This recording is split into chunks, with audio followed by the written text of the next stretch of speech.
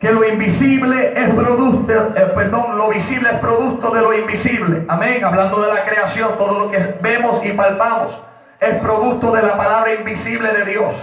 Amén. La palabra no vino a ser visible hasta que Jesucristo se manifestó aquí en la tierra, siendo el verbo. Amén. El verbo hecho carne, la palabra de Dios aquí en la tierra. Amén. Y cuando hablamos de la palabra de Dios, hermano, la Biblia relata muchos momentos donde, conforme a 1 de Samuel capítulo 3, era un momento en el cual Elí ministraba sobre el pueblo. Amén. Pero era un tiempo de crisis. Un tiempo donde la palabra de Jehová escaseaba. No había visión con frecuencia y la lámpara de Jehová estaba a punto de apagarse, hermano Juan. Pero qué lindo que Dios siempre tiene a alguien reservado. Siempre tiene a un hombre o una mujer separada para el Señor. Amén. En ese entonces Elí estaba corrompido, hermano. No solamente Elí estaba corrompido, estaba ciego. Y estaba gordito, alaba la gloria del Señor. Amén, estaba llenito. También los hijos de Elí estaban corrompidos. Ofni y Fines.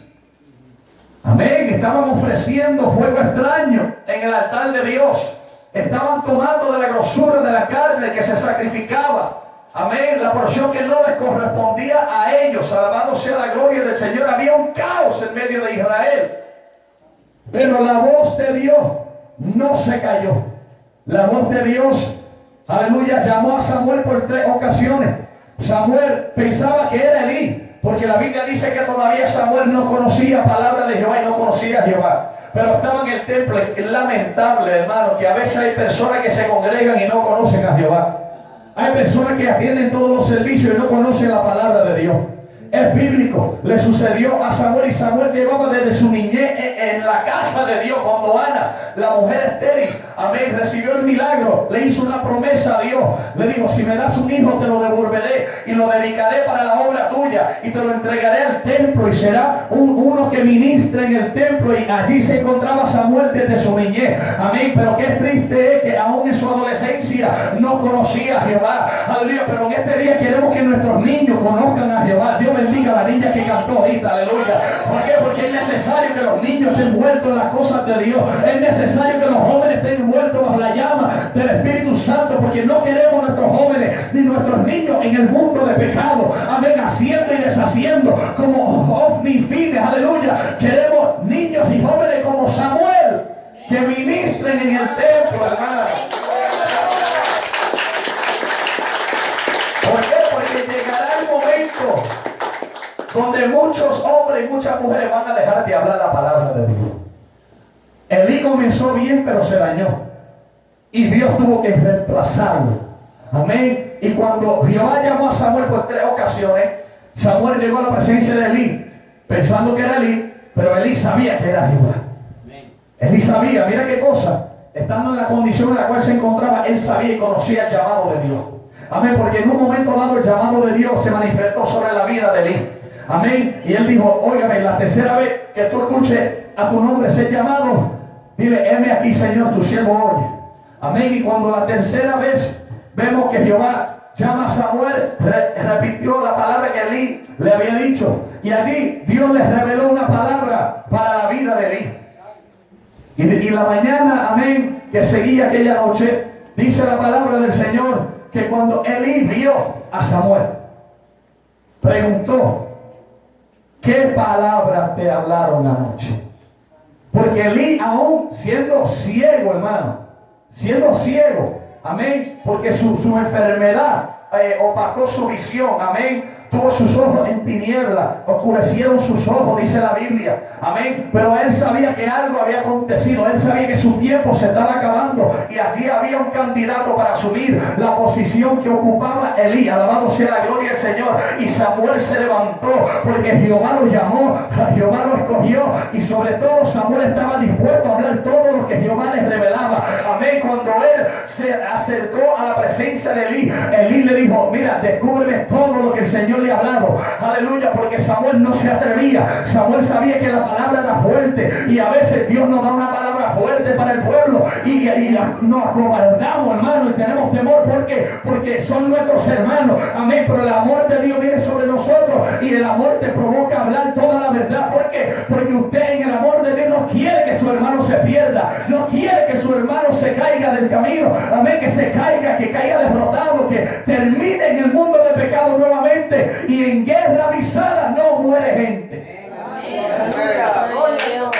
Y Elí le dijo, declárame toda palabra que Jehová te ha dado. Y el mensaje fue fuerte, hermano. El mensaje, amén, el tema central del mensaje que Dios le había dado a Samuel era sobre sus hijos, que Dios iba a arrancar de la tierra a sus hijos. Amén. No solamente a sus hijos, sino que en la guerra contra los filisteos se apoderaron del arca del pacto. Y cuando Elí escuchó la noticia de que sus hijos habían muerto, nada pasó. Pero cuando le dieron la noticia que el arca del pacto había sido tomado por los filisteos, dice la palabra que sentado se cayó y se ennucó. ¿Por qué? Porque el arca del pacto tipificaba en ese tiempo la presencia de Dios. Y a veces van a haber personas, hermanos, que se van a volver al mundo de tinieblas, y no nos regocijamos de eso, no nos alegramos, amén, lo lamentamos. Pero es inevitable, porque el hombre y la mujer, cuando se descuida y decide apartarse de Dios, se aparta, hermano. Amén. Pero ¿qué sucede? Es mejor que falte gente antes de que falte la presencia de Dios, hermano. Que se vaya todo el mundo, pero que no se vaya el Espíritu Santo de Dios.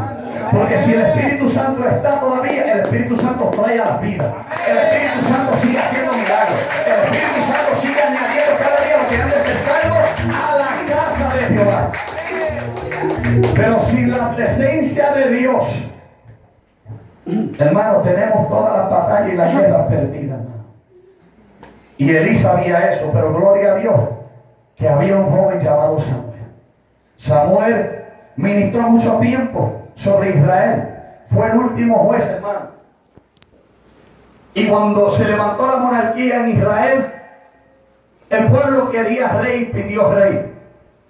Y Samuel sentía que lo habían menospreciado a él. Pero Jehová le dijo a Moisés, no te están menospreciando ni despreciando a ti, ni rechazándote a ti. Me están rechazando a mí. Me están menospreciando a mí. Yo que he sido como Dios y como rey sobre este pueblo, ya no me quieren a mí, quieren hacer como las demás naciones. Quieren ser como los demás que tienen reyes sobre de ellos. Alabado sea la gloria del Señor. Amén. El siervo ahorita leyó la palabra en Éxodo capítulo 33. Amén. Donde ahí se ve claramente que Jehová no quería un pueblo como las demás naciones. Jehová quiere un pueblo santo, un pueblo separado para Él. Dios quiere un pueblo que le pertenezca a Él, que no se mezcle con las costumbres paganas de otras naciones. No, el Señor es celoso con su pueblo, amado. Amén. Y allí vemos que Samuel tuvo que ir y ungir, amén, a Saúl. Lo ungió con la redoma de aceite, que significa el llamado temporal. Amén. Luego vemos que David es ungido, pero no con la redoma, sino con el cuerno de aceite, que significa el llamado eterno. Amén. Un ministerio eterno de parte de Dios, de tal manera que Jesús salió del linaje de David. Alaba la gloria del Señor si puede. Amén. Aquí vemos la evidencia del llamado genuino y eterno de parte de Dios sobre el linaje de David. Amén. Y allí se levantó Saúl. Y Saúl hizo muchas cosas malas, hermano. Saúl recibió una palabra de parte de Dios a través de los labios de Samuel. Como el tema dice, alguien tiene que hablar. Amén. Y cuando entraron en guerra en contra de los amalecitas, era necesario matar al rey de Amalek. Amén. Pero ¿qué sucede? Él no lo mató. Jehová dijo, mata a los niños, el ganado. Todos tienen que morir. Y Saúl no obedeció la palabra de Jehová. Amén. Y allí vemos que por una decisión Jehová desecha a Saúl. Dicen los teólogos que Saúl ministró como rey 40 años sobre el pueblo. Pero en el momento donde Jehová lo desechó, era en el segundo año de su reinado. Amén. En otras palabras, él ministró de 40 años, 38 años sin la cobertura de Dios, sin el respaldo de Dios. ¿Cuánta gente se encuentra pastoreando, predicando sin la cobertura de Dios? Que hace tiempo Dios se ha alejado de las congregaciones, hace tiempo Dios se ha ido de su vida, hermano, y así no se puede ministrar. Amén, porque si Dios no está en el asunto, en vano estamos haciendo la obra, hermano. Si Jehová no guarda la ciudad, en vano, aleluya, velan, aleluya, los guardia, hermano. Amén. Y si Jehová no edificara la casa, en vano trabajan los edificadores. Es cuestión de Dios, hermano. Y Dios sigue hablando, por más se corrompía el pueblo, Dios levantaba a alguien para hablar. Llegamos aún al libro de Primera de Reyes, cuando vemos el reinado de Acab, hermano. El reinado de Acab, porque había una costumbre entre los reyes judíos, que comenzaban bien, pero se dañaban. Amén. Acab comenzó bien, pero se dañó a casarse con Jezabel, hermano, y comenzó a adoptar cosas que ella practicaba, cosas que su padre practicaba. Comenzó a edificar lugares altos, amén, para Baal, adorando dioses falsos, que era gran abominación ante la presencia de Dios, hermano. ¿Cuántas veces hemos visto que en muchos lugares donde dice santidad Jehová en los altares, hay una adoración falsa, hay una adoración que no es para Dios, hay una imitación del mundo, hermano, en los altares, y Dios no se mueve porque Dios no se puede mover en un altar contaminado, amado. Amén. Cuando Dios se mueve, ese fuego es divino, ese fuego es santo, ese fuego, hermano, para que se manifieste, el altar tiene que estar consagrado para Dios. Amén. Y allí se levantó Elías. Amén. Y cuando Acab estaba desenfrenado, se encontró con Elías.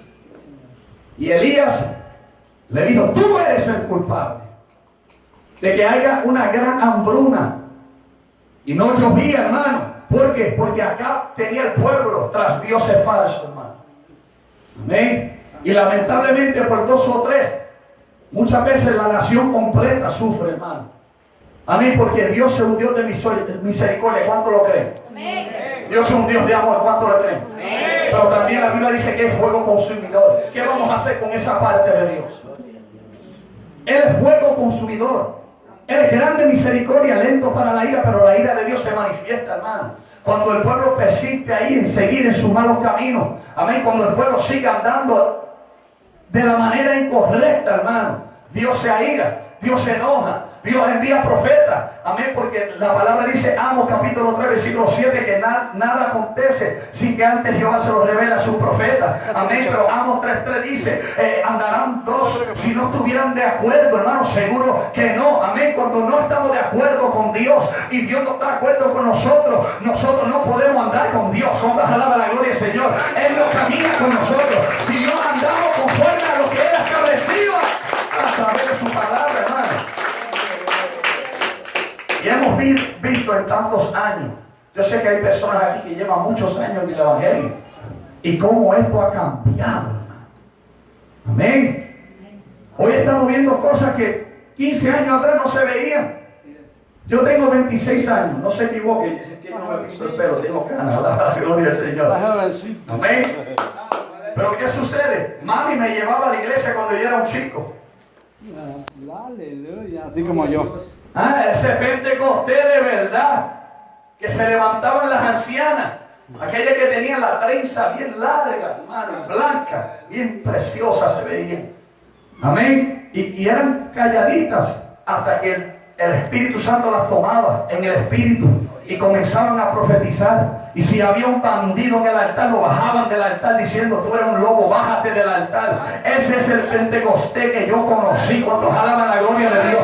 No estamos viendo que se encuentra hoy en día, que todo el mundo es profeta, todo el mundo es apóstol, todo el mundo es obispo, todo el mundo tiene un título, pero no tiene respaldo de Dios en su vida.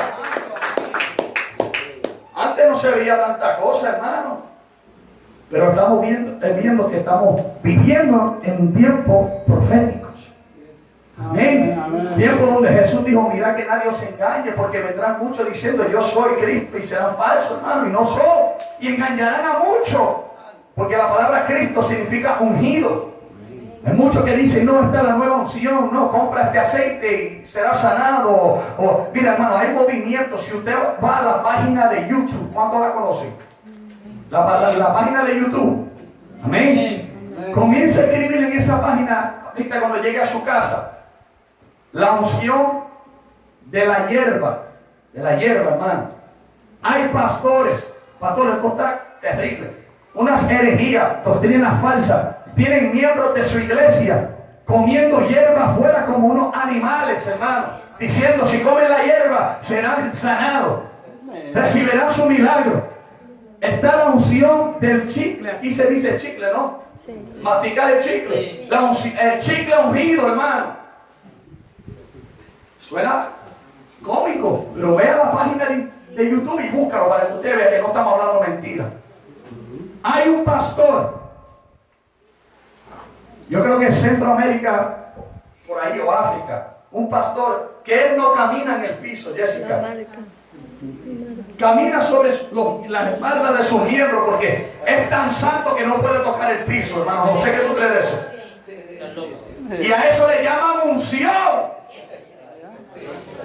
Son falsos cristos que aunque no se anuncien como el Cristo de la gloria, pero son falsos ungidos. La palabra Cristo significa ungidos. Diciendo, este es el gran poder de Dios, como Simón el mago. Y lo que estaba haciendo era engañando al pueblo de Samaria, capítulo 8, el libro de los Hechos. Amén. Tantos movimientos, hermano. La unción de la manguera, usted para echarle agua, la manguera.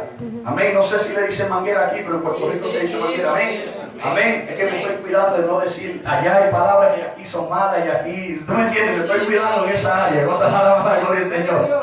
La unción de la manguera. Un pastor con una manguera en el... Imagínese usted, yo ahora mismo, una manguera mojándole a usted. Yo sé que por la calor se sentiría bien. Pero diciendo que es la unción de Dios, hermano. ¿Qué base bíblica hay de eso? Ahora le hago una pregunta. ¿Quién es el problema? ¿El que se está protagonizando en ese movimiento o el pueblo que se está dejando engañar? El pueblo. Si el pueblo profundizara en la palabra, porque usted me va a perdonar en esta preciosa tarde, los cánticos son preciosos, son bíblicos, es necesario en la casa de Dios, la adoración, los coros de fuego, el avivamiento, yo amo eso, yo soy pentecostal, hermano, amén, pero no podemos eliminar la palabra de Dios, porque la palabra del Señor es lo único que saca a la luz estas herejías, estas falsas doctrinas, estos falsos movimientos, doctrinas de demonios, dice la Biblia. Amén. Pero si no profundizamos en la palabra, seremos engañados. Amén. No vamos a saber que eso no es de parte de Dios. Pero cuando usted conoce la palabra y usted busca la palabra, tú no podrás ser engañado, hermano. Mira, que eliminen los cánticos, pero que no eliminen la palabra. Amén. Porque la palabra es necesaria. El estudio bíblico no se puede eliminar, hermano. Hoy día queremos mucho fuego. Fuego es bueno, es necesario. Pero Jesús dijo, mejor dicho, Dios dijo a través de su profeta Jeremías, en el capítulo 23, versículo 29, no es mi palabra como fuego, como martillo que quebranta la piedra.